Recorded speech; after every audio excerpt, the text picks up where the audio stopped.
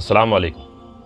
आज 17 अक्टूबर है, जैसा कि आप सभी को मालूम है, और 17 अक्टूबर जो है वो सर सैयद डे के तौर पर मनाया जाता है, क्योंकि आज ही के दिन 17 अक्टूबर 1817 को सर सैयद अहमद ख़ान पैदा हुए थे।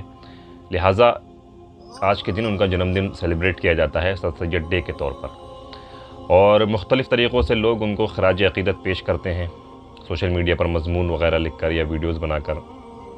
तो आज के इस मौके पर मैं आपके सामने सर सैयद अहमद ही के कुछ अल्फाज पेश करना चाहता हूँ जो उन्होंने अपनी किताबों में लिखे हैं। आपने लिखा है कि कुरान वर्ड ऑफ गॉड है और साइंस वर्क ऑफ गॉड है, लिहाजा वर्क ऑफ गॉड और वर्ड ऑफ गॉड में कभी तज़ाद नहीं हो सकता। तज़ाद यानी कि कॉन्ट्रडिक्शन जिसको कहते हैं। ये दोनों चीज़ें हमेशा एक दूसरे के मुवाफ़िक़ ही रहेंगी। और फिर अपने इसी उसूल पर उन्होंने बहुत ज़्यादा काम भी किया अपनी ज़िंदगी में। लिहाजा दुआ है कि अल्लाह ताला सर सैयद अहमद ख़ान के दर्जात बुलंद फरमाए और हिंदुस्तानी मुसलमानों को ये तौफ़ीक़ दे कि वो ज़्यादा से ज़्यादा उनका लिटरेचर पढ़ें और उनकी फ़िक्र को समझें।